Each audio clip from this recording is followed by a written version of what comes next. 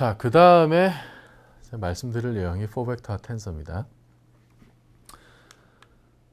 자, 이제 본격적으로 그 상대성 이론 이야기를 할 텐데요. 왜 4벡터가 필요하냐? 자, 우리가 지금 상대성 이론을 다룬다는 거는 뭐냐면은 이게 지금 고정된 좌표계가 있는데 뭐 거기 이제 시간이 있고 여기에 대해서 지금 움직이는 좌표를 기술하고 싶은 거예요. 이렇게 프라임이 붙은 좌표계를 우리가 어떻게 기술할 거냐. 이게 지금 상대성 이론이죠. 간단하게 얘기하면. 근데 이제 원래 기준에 대해서 이렇게 움직이는 좌표가 속도 v로 날아가고 있다. 지금 이 상황을 기술하고 싶은 거예요. 그래서 뭐 그 예전에 한번 보셨겠지만 뭐 이 좌표들 사이의 관계가 뭐 이제 특정한 로렌츠 변환식이니 이제 이런 걸로 서로 얽혀 있는데, 그런데 지금 이제 빛이 이렇게 있습니다. 빛이 이렇게 지나가요. 빛이 지나가는데 우리가 고전적으로 생각하면은 우리가 정지한 좌표계에서 보는 빛하고 정지한 좌표계에 대해서 일정한 속도로 움직이는 좌표계, 그러니까 프라임이 붙은 좌표계에서 보는 속도가 다르죠. 광속이 달라야 되는데 아인슈타인은 뭐라 그랬냐면 여기서 보나 프라임이 붙지 않은 좌표계에서 보나 프라임이 붙은 좌표계에서 보나 광속은 항상 똑같다는 거예요. 그죠? 그래서 이 광속이 항상 똑같다는 사실 때문에 광속을 중심으로 해서 이제 물리를 기술할 수밖에 없습니다. 그래서 자, 빛이 일정한 시간 동안에 이동한 거리를 한번 생각을 해보면은, 그러면은 dt라는 짧은 시간 동안에 빛이 이동한 거리는 c 곱하기 dt가 되죠. 이 프라임이 붙지 않은 좌표계에서 이렇게 표현할 수 있는데, 그럼 이거는 지금 이 거리를 지금 시간으로 표현을 한 거죠. 시간. 빛이 이동한 거리를 시간 몇 초 지났다, 이걸 가지고 지금 빛이 이동 거리를 잰 거예요. 그런데 이걸 시간으로 재지 않고 공간 좌표로 잴 수가 있죠. 빛이 뭐 A 지점에서 B 지점까지 갔다. 그럼 A, B 두 지점을 자로 재보면은 빛이 이동한 거리가 나오죠. 근데 그걸 수학적으로는 어떻게 재냐면은 피타고라 정리로 재죠. 그죠? dt라는 시간 동안에 x 방향으로 dx, y 방향으로 dy, z 방향으로 dz만큼 움직이면은 그럼 피타고라 정리 때문에 각각의 제곱의 합을 하면은 그게 결국 그 이동 거리가 됩니다. 그러니까 프라임이 붙지 않은 좌표계에서 c dt는 루트 dx, dy, dz 이제 이런 관계가 있습니다. 그런데 지금 이 똑같은 거리를 이동을 했는데, 그럼 이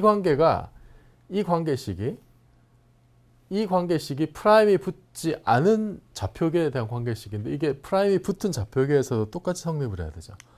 그래서 프라임이 붙은 좌표계에서도 광속이 dt 프라임, 이제는 dt 프라임이라는 시간 동안 이동한 거는 c 곱하기 dt 프라임이 될 거예요. 근데 여기서 지금 c 프라임이 c랑 같은 거죠. 움직이는 좌표계에서 봐도 광속은 항상 같다는 거예요. 이게 지금 광속 불변입니다. 그죠? 그래서 여기 그냥 c가 들어간 거예요. 똑같은 c가 사용이 돼야 됩니다. 좌표는 다 다르고. 이게 이제 상대성 이론과 고전역학의 차이죠. 고전역학에서는 예를 들어서 t 프라임하고 t가 같잖아요. 움직이는 좌표계로 해서 시간이 다르지 않죠.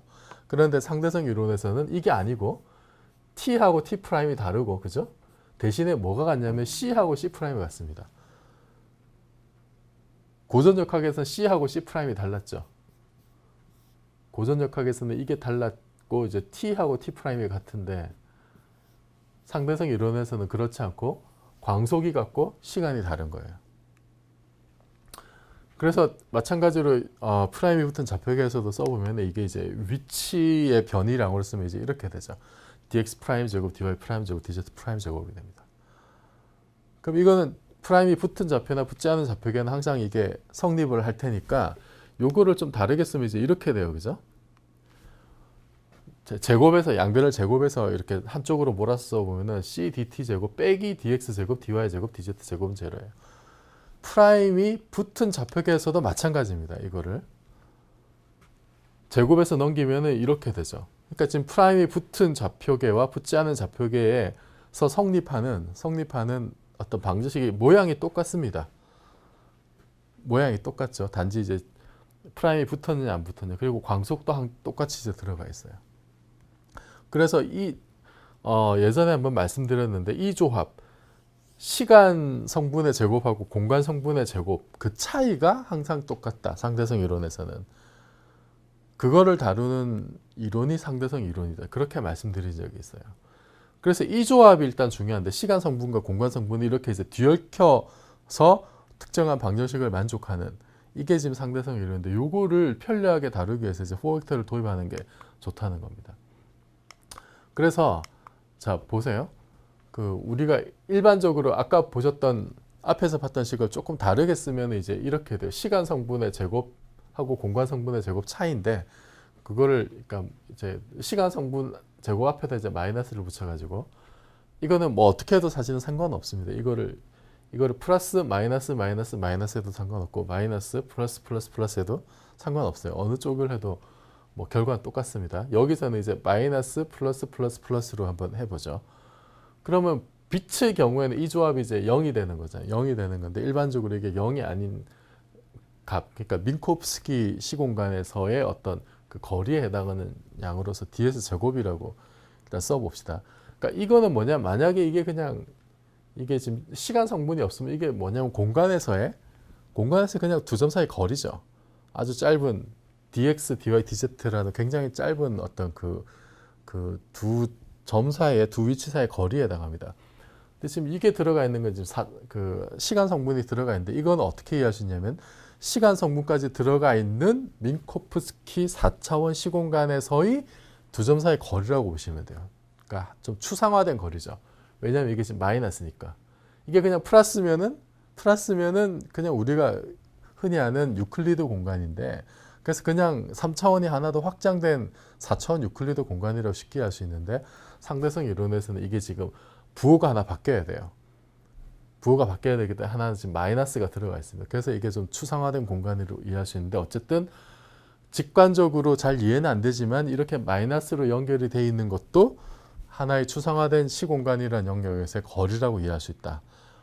그러니까 왜냐하면 이 조합 자체가 그 좌표를 바꿔도 변하지 않는 양이니까. 그래서 이거를 이제 좌표가 바뀌어도 프라임이 붙은 좌표계에서도 항상 이 관계가 성립하는 거예요. 그래서 이거를 이제 이렇게 정의된 양을 이제 두 점 사이의 거리라고 부를 수 있다는 거죠. 근데 이거를 쓸 때 이제 이런 식으로 써보자는 겁니다. 이런 식으로. 이게 제곱의 합이잖아요. 어쨌든 제곱의 합. 이게 여기 이제 비록 빼기가 들어갈까 했지만 어쨌든 이게 제곱의 합이란 말이에요. 제곱의 합이니까 두 벡터의 스칼라 곱으로 써보자는 거예요. 우리가 벡터를 다룰 때 3차원 벡터를 할 때 두 벡터의 내적을 하면 그죠? 예를 들어서 벡터 A 곱하기 벡터 A를 하면 이게 뭐냐면 벡터 A의 크기의 제곱이 나왔죠. 그래서 이런 관계에서 유출을 해봤을 때 이렇게 제곱의 합이 들어가 있는 게 민코프스키 시공간에서의 거리에 해당하는 양인데 그러니까 사이즈 제곱에 해당하는 양인데 그거를 두 벡터의 곱으로 이렇게 쓰자는 거예요. 두 벡터의 곱으로 쓰는데 여기 마이너스가 있으니까 한쪽에는 두 벡터 중에 하나는 지금 마이너스가 포함이 돼야 되죠. 그죠? 그래서 플러스 플러스 플러스 플러스인 벡터와 마이너스 플러스 플러스 플러스인 두 벡터의 내적으로 지금 이 두 점 사이의 거리를 한번 측정을 이렇게 할 수 있다라는 겁니다. 이제 이런 식으로 한번 써보자는 거예요. 그러니까 이게 지금 벡터의 성분이 4개인 그런 벡터가 도입이 된 거죠. 그죠? 시간 성분까지 들어간 이런 걸 4벡터라고 부르는 겁니다. 공간 성분이 있고 거기에 이제 시간 성분이 하나씩 더 들어가 있는. 그래서 한꺼번에 시공간을 표현하는 이런 거를 이제 4벡터라고 불러요. 성분이 4개인 거. 그래서 이거를 이제 이런 식으로 쓸 수 있습니다. dx 알파, dx 알파. 그래서 dx 알파는 이렇게 첨자, 성분을 나타내는 첨자가 위에 붙어 있는 거를 이렇게 플러스로 모든 성분이 플러스인 걸로 일단 잡고 첨자가 아래쪽에 붙은 거를 이제 마이너스, 시간 성분이 마이너스인 걸로 이렇게 잡을 수가 있어요. 그러니까 위아래를 구분해야 되는 이유가 이게 부호가 다르잖아요. 시간 성분 내지는 뭐 이건 뭐 표기법에 따라서는 이제 시간이 플러스 공간이 마이너스인 걸로 잡을 수도 있습니다만 어쨌든 부호가 하나는 달라야 돼요. 그래서 첨자를 위아래 이렇게 이제 구분해서 그렇게 표기를 합니다. 보통 이렇게 쓰면은 여기서 이제 뮤 여기 들어가 있는 알파 그리스 문자 알파 이 알파라는 그리스 문자가 이제 0, 1, 2, 3의 값을 가진다는 거예요. 0, 1, 2, 3. 그래서 알파 그러니까 제로인 거 x 제로에 해당하는 양이 이제 이 시간 성분이 된 거죠. x 제로. 그 다음에 1, 2, 3는 여기 이제 공간 성분이 되는 겁니다. 또는 이것을 그냥 그 알파를 0, 1, 2, 3라고 쓰지 않고 t, x, y, z 이렇게 쓸 수도 있어요. 그럼 이게 시간, x 성분, y 성분, z 성분 이렇게 되죠. 어떻게 써도 상관없습니다. 뭐 0, 1, 2, 3를 써도 되고 t, x, y, z라고 써도 상관없습니다. 이 첨자. 그 관습적으로 이렇게 4차원 4벡터의 성분을 나타낸 첨자는 그리스 문자로 많이 씁니다. 뭐 알파를 쓰기도 하고 뮤를 쓰기도 하고. 그래서 이게 이제 4벡터예요. 4벡터인데 여기서 아인슈타인 표기법을 이제 하나 소개를 해드리겠습니다. 이게 뭐냐 하면은 우리가 이제 4차원 관련된 뭐 4벡터나 이런 양을 다룰 때 이렇게 그 내적 앞에서 봤던 내적과 같은 이런 걸 많이 하게 돼요. 그래서 위아래로 반복된 첨자가 나오면 이건 이제 더하기를 수행하는 걸로 그렇게 이제 이해를 하겠다는 겁니다. 그래서 이렇게 A 알파, B 알파 이런 식으로 일반적으로 두 벡터에 대해서 이렇게 쓰면은 그럼 위아래 같은 첨자가 반복이 되죠. 반복이 되는 거는 그거는 사실상 이렇게 시그마 기호가 있는 걸로. 그래서 알파가 0에서 1, 2, 3 또는 뭐 t, x, y, z에 따라서 이게 지금 쭉 다 더하는 걸로. 그렇게 이제 쓰자는 거예요. 왜냐하면 이런 표현이 너무 많이 나오니까 그럼 그때마다 이렇게 시그마를 달고 다니는 게 귀찮죠.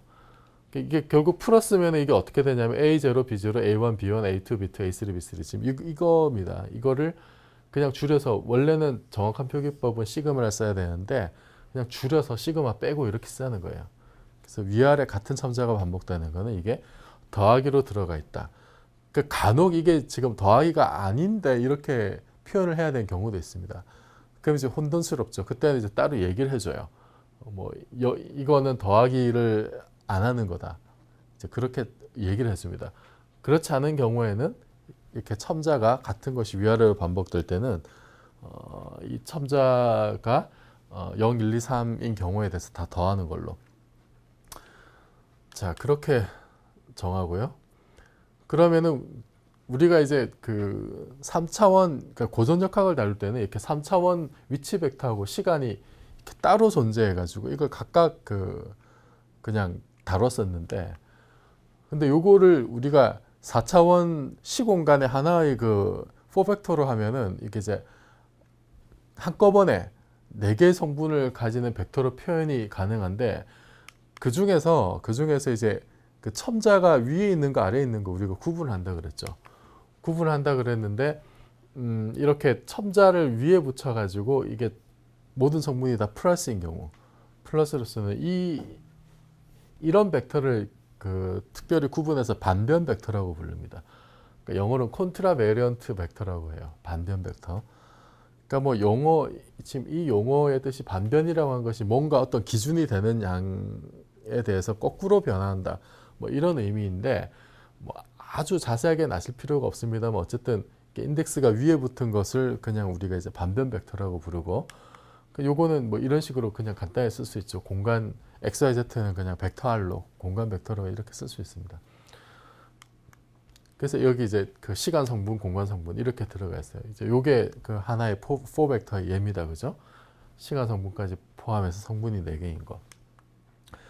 반대로 공변 벡터라는 게 있어요. 영어는 코베리언트 벡터인데 이건 어떤 기준에 대해서 같이 변한다는 거죠. 형태가 같이 변한다는 건데 공변 벡터는 이게 인덱스가 아래 붙은 겁니다. X, 알파. 아래쪽에 붙은 거고 아래쪽에 붙은 건 앞에서 보셨듯이 이렇게 시간 성분의 부호가 바뀐 거예요. 이런 거를 그 위에 거랑 구분해서 이제 공변 벡터라고 부릅니다. 물론 이것도 이렇게 쓸 수가 있죠.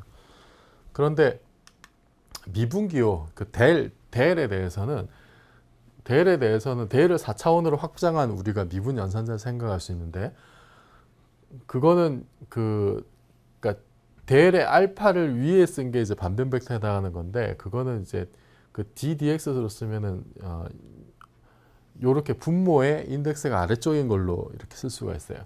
근데 이때는 지금 그 시간 성분의 부호가 그 얘랑은 보통의 보통의 4벡터를 나타낼 때와는 이게 그 부호가 반대입니다. 이거는 미분 연산자가 좀 독특한 성질이 있기 때문에 이렇게 표기하는 게 편해요.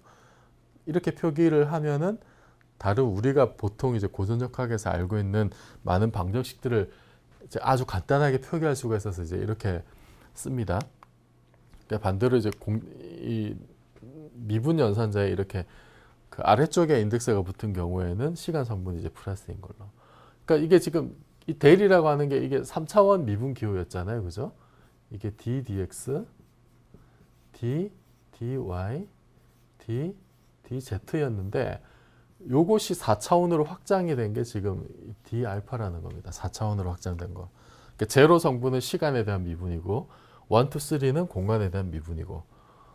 그래서 그게 좀 약간 헷갈리게 이렇게 부호가 다릅니다만 어쨌든 중요한 거는 우리가 4차원 벡터를 정의하듯이 이런 미분 연산자도 4차원의 어떤 성분을 가지는 연산자로 표기할 수 있다는 거.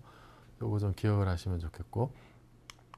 이 반변 벡터, 공변 벡터가 이게 이제 어떤 거냐면은, 그러니까 이렇게 생각할 수가 있어요. 그러니까 이게 그 서로 다른, 완전히 전혀 다른 공간에 있는, 또 추상적인 공간에 있는 어떤 수학적인 양이라고 생각을 하시면 되는데, 그래서 말하자면 반변 벡터는 이제 이렇게 생긴 겁니다. 이렇게 그 볼록 튀어나온 놈을 반변 벡터라고 보시면 되고, 공변 벡터는 이렇게 오목하게 패인 부분을 공변 벡터라고 보시면 돼요. 이게 이제 첨자가 위에 있다, 이거 첨자가 아래가 있다, 그렇게 생각할 수 있습니다. 그래서 이 두 개를 붙이면 어떻게 되겠어요? 붙이면은 그냥 동그란 원이 되죠. 이게 지금 이게 이 모양하고 이 모양하고 아기가 들어맞아야 됩니다. 그래야 원이 되죠. 반변 벡터 두 개, 이 모양이 두 개 있으면 원이 만들어지지 않죠. 이 모양이 두 개 있어도 원이 되지 않습니다. 얘랑 얘랑 두 개가 만나야, 그래야 이렇게 완벽한 원이 돼서 어떻게 돌려도 모양이 같아 보이는 거예요. 그것과 마찬가지로 반변 벡터하고 공변 벡터, 인덱스가 위에 있는 거하고 아래에 있는 것이 결합을 해야 이게 그 좌표 변화에 대해서 불변의 양이 됩니다. 그래서 이렇게 위아래를 서로 구분해 쓴 거고, 이게 그러니까 추상적으로는 서로 다른, 뭐 아예 모양이 다른 어떤 종족이었다, 이게. 그리고 서로가 서로에게 이렇게 잘 들어맞는 어떤 그런 구조를 가지고 있다, 이렇게 얘기를 할 수가 있어요. 그래서 그 공변성이라고 하는 것이 이제 어떤 거냐면은, 자, 반변 벡터가 이게 그 좌표를 변환했을 때 우리가 뭐 XYZ 좌표를 쓰다가 뭐 임의의 다른 어떤 좌표로 변환했을 때 그때 벡터가 어떻게 바뀌느냐, 그 바뀌는 성질과 관계된 게 이제 공변성이라고 하는 건데, 자, 반변 벡터는 이게 벡터 좌표를 바꿨을 때 지금 프라임이 붙지 않은 좌표계에서 프라임이 붙은 좌표계로 바꿀 때 이제 이런 식으로 변화를 합니다. 이런 식으로. 그리고 그러니까 x 방향의 변인 dx new라고 하는 양은 이게 좌표를 바꿨을 때, 그러니까 이게 지금 결국 보면은 그 x 방향의 변이를 보고 싶은데, 그런데 우리가 지금 이거를 프라임이 붙은 좌표계에서 새로운 좌표계에서 이게 어떻게 변할 건지를 알고 싶어요. 그러면은 이거를 일반적으로 이 프라임이 붙은 좌표계는 프라임 붙지 않은 좌표계 함수로 나타낼 테니까, 이게 결국 그 연쇄 법칙을 쓴 거죠. 체인 룰, 미분의 체인 룰을 써가지고 이거를 지금 x의 변이를 보려고 하는 건데, 그것을 x 프라임의 변이의 x에 대한 그 변이로 보고 거기에다가 dx를 곱해주면, 그러면 이 x 프라임 방향에 대한 어떤 변이를 알 수가 있다는 거죠. 이런 식으로 이제 체인 룰을 쓴 겁니다, 여기에. 그러니까 이런 식으로 바뀐다는 거예요. 이런 식으로 바뀌고, 그래서 지금 여기 보면은 이 프라임이 붙은 지금 이 모양하고 이 모양이 지금 같죠. 좌표를 바꿨을 때, 그러니까 dx가 변하는 것과 이 인덱스가 위에 붙은 이런 벡터, 그 반변 벡터가 변하는 방식이 똑같습니다. 그래서 이렇게 변하는 걸 반변 벡터라고 불러요. 좌표를 바꿨을 때 이런 식으로 프라임이 붙은 것하고 프라임이 붙지 않은 것, dx 프라임, dx 이런 식으로 바뀌는 걸 반변 벡터라고 불러요. 공변 벡터는 어떻게 바뀌냐면 거꾸로 바뀝니다. 거꾸로. 인덱스가 아래쪽에 있는 거는 지금 이렇게 프라임이 붙은 게 분모로 내려와 있어요. 그럼 얘랑 보면 지금 거꾸로죠. 거꾸로. 거꾸로 바뀌어 있고 이렇게 바뀌는 어떤 그 미분 연산자가 이제 이런 게 있습니다. ddx 프라임이 이제 분모로 내려가 있는 거. 그러니까 이거는 x 방향의 미소 변이를 보는 거고 이거는 지금 그 어떤 그 뒤에 오는 양에 대한 어떤 그 변화를 보겠다는 거죠. 그래서 이 양을 보면 ddx 뮤라고 하는 양이 이 양이 변할 때 여기도 체인 룰을 적용을 해보면 이제 이런 식으로 변합니다. 그죠? 이런 식으로 변하고 그래서 프라임이 붙은 게 이제 밑에 내려와 있고 프라임이 붙지 않은 게 분모에 있는 요렇게 좌표 변했을 때 이렇게 변하는 게 공변이에요.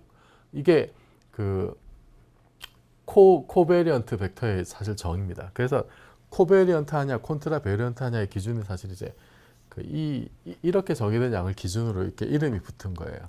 그래서 인덱스가 아래쪽에 붙은 거는 지금 이 연산자와 같은 모양으로 변화하기 때문에 이제 공변 코베리언트라 부르고 인덱스가 위에 붙은 거는 이것과 거꾸로 변하기 때문에 콘트라 베리언트라고 하는 말이 붙었습니다. 그래서 요렇게 변화를 하면은 이렇게 변환하는 거를 이제 특별히 좁은 의미로 벡터라고 불러요. 이런 식으로. 이런 식의 그 개수가 붙은 거. 그러니까 좌표들 사이에 그 미분 관계, 좌표들 사이에 좌표를 바꿨을 때 그 연쇄 규칙에 의한 미분 관계로 이렇게 그 인덱스 그 개수가 결합된 요런 식으로 변화하는 것을 특별히 좁혀서 벡터라고 부릅니다. 이렇게 변하지 않는 것은 벡터라고 그러니까 반변 벡터나 공변 벡터라고 할 수가 없어요. 여기도 보면 지금 베타가 똑같은 인덱스가 위아래로 반복돼 있죠. 그래서 이거는 베타에 대한 더하기입니다. 여기도 마찬가지 뉴에 대한 더하기. 여기도 다 더하기인 거예요. 지금 똑같은 인덱스에 대해서는. 그래서 이렇게 되면은 이게 이 스칼라 곱을 해봤을 때 두 벡터가 지금 이게 하나는 그 반변이고 하나는 공변이죠. 그래서 이 두 개를 곱하면 이게 이렇게 되잖아요. 그죠? A 알파, B 알파를 곱하면은 지금 이거 두 개 곱하고 이거 두 개 곱해서 더하는데 지금 이게 보통에 우리가 그 3차원에서 다루던 것과 그 달라진 게 뭐냐면 지금 시간 성분의 부호가 다른 거잖아요. 그런데 4차원 시공간에서는 이 조합 마이너스 플러스 이 조합이 항상 유지가 되는 양이라 그랬죠. 그죠? 그래서 이게 로렌츠 불변량입니다. 이 양이. 그러니까 왜 이게 이 조합이 로렌츠 불변량으로 되는지를 다른 각도에서 보자면 이렇게 얘기할 수 있어요. 자, 프라임이 붙은 좌표계 이거를 지금 이 곱을 프라임이 붙은 좌표계에 대해서 써보면 프라임이 붙은 좌표계에서 지금 A 알파는 반변 벡터잖아요. 인덱스가 위에 있으니까. 반변 벡터니까 좌표 변화에 대해서 이런 식으로 변합니다. 그죠? 앞에서 봤듯이. 프라임이 붙은 변수가 위에 올라가 있어요. 근데 B 알파는 인덱스가 아래니까 이거는 공변 벡터예요. 공변 벡터라서 좌표가 바뀔 때 이렇게 프라임이 붙은 게 아래쪽에 붙어 있습니다. 아래쪽에. 그러면은 우리가 이 지금 파란색 개수하고 빨간색 개수를 잘 보면은 지금 dx 프라임 알파가 지금 똑같이 나오니까 이거는 상쇄가 되겠죠. 얘는 상쇄가 되고 남는 게 뭐냐면 지금 dx 뮤 dx 알파입니다. dx 뮤 dx 알파. 그러니까 이게 그 0, 1, 2, 3일 때 예를 들면 이런 거예요. 지금 뭐 라운드 x를 라운드 y로 미분하는 거예요. 예를 들어서 x를 y로 미분하는 겁니다. 그럼 이건 0이죠. xy는 전혀 독립적인 변수니까. 이게 0이 안 되는 경우는 언제요? x 뮤하고 지금 이거 이야기인데 x 뮤하고 x 베타, 뮤하고 베타가 같을 때 그러니까 t를 t로 미분하든지 x를 x로 미분하든지 그때만 0이 아니죠. t를 x로 미분하거나 할 때는 다 제로입니다. 그래서 이거는 이렇게 뮤하고 베타의 인덱스가 같을 때만 1이고 다를 때는 0인 결과를 냅니다. 그래서 그거를 나타낸 기호가 이제 델타죠. 델타 뮤 베타라고 하는 거는 이게 0하고 1의 값을 나타내는데 1은 뮤하고 베타가 같을 때고 그 다음에 0은 베타하고 뮤가 다를 때 그러니까 인덱스가 같으면 1이고 인덱스가 다르면 0인 그거를 기호로 이렇게 델타로 표현을 해요. 그래서 지금 이 미분 결과가 델타 뮤하고 베타가 같을 때만 이제 1을 주니까 그럼 베타가 뮤인 경우잖아요. 베타가 뮤니까 그냥 이렇게 됩니다. A뮤, B뮤가 돼요. 자, 이렇게 써놓고 보면 이 지금 우변의 최종적인 결과가 뭡니까? 이거는 프라임이 붙지 않은 좌표계에서의 스칼라 곱이었죠. 그죠? 그리고 여기 원래 출발점 뭐였습니까? 좌표 변환했을 때 프라임이 붙은 좌표계에서 두 벡터의 스칼라 곱입니다. 그러니까 이 조합은 하나가 위에 있고 하나가 아래에 있는 이 조합은 좌표를 바꿔도 그 결과 변화가 없는 거예요. 그래서 이게 로렌츠 불변량이 되는 겁니다. 영어로 로렌츠 인비어런트로 불러요. 이게 가능했던 이유는 뭡니까? 하나는 공변 코베리언트하게 변했고 다른 하나가 콘트라 베리언트하게 변했기 때문이죠. 그래서 하나는 인 프라임이 붙은 게 분모에 있고 하나는 프라임이 붙은 게 분자에 있고 서로 뒤집어서 변환하니까 그게 결합이 됐을 때 스칼라 곱으로 결합이 됐을 때 다 상쇄가 되는 거예요. 상쇄가 되고 그래서 좌표를 바꿔도 이 조합은 항상 유지가 된다는 겁니다. 4벡터를 이제 이런 식으로 활용을 하는 거예요.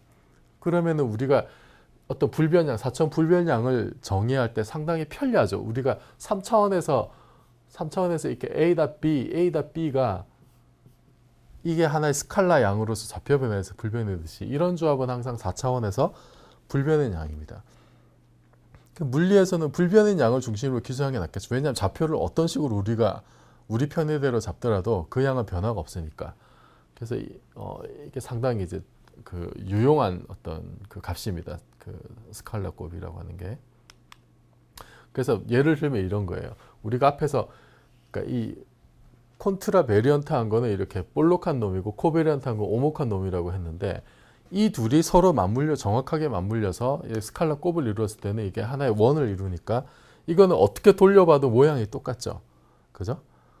그래서 이게 이제 그 불변량을 이룰 수 있다는 겁니다. 비유적으로 설명을 하자면.